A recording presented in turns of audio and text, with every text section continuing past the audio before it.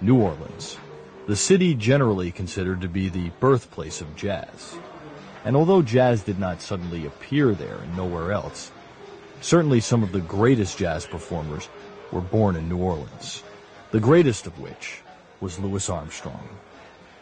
Hi, I'm Joe Bevilacqua. In the next hour, I'll be paying tribute to Louis Armstrong and New Orleans, the city where he was born. Throughout this program, you'll hear the sounds of New Orleans, recorded live during my visit to the French Quarter. We'll have exclusive interviews with trumpeter Wynton Marsalis and other New Orleans musicians, plus authors Donald Newlove and Bill Crow, and the members of the Preservation Hall Jazz Band. All that and more on Louis Armstrong's New Orleans.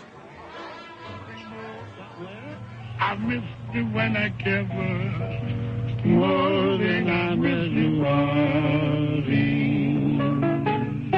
I blow it pretty, Jackson. Blow it pretty.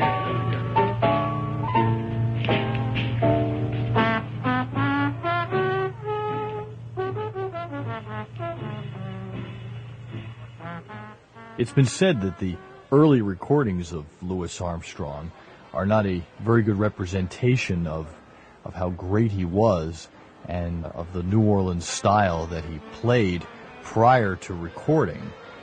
This is something that trumpeter Wynton Marsalis disputes. The New Orleans style of playing was more ensemble-oriented. Louis Armstrong was a great soloist. But the King Oliver Band recorded a couple of great recordings with Louis Armstrong playing second cornet to King Oliver. But Louis Armstrong, in whatever he played, he had the spirit of that music in his sound. So there may be a few things that are different, and of course on the recording you never capture the real brilliance of the sound, and I'm sure when he was really stretching out and playing for a long time in those younger years, it was really quite exciting.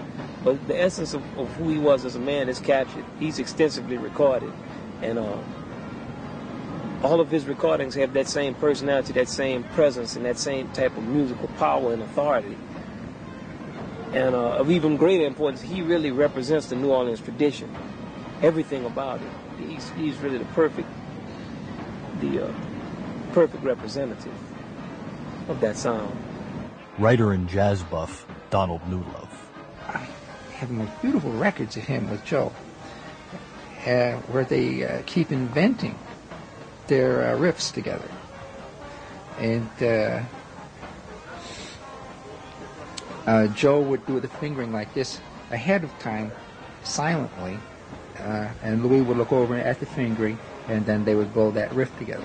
And none of it was written. And people were sitting out in the dance hall. Sample complete. Ready to continue?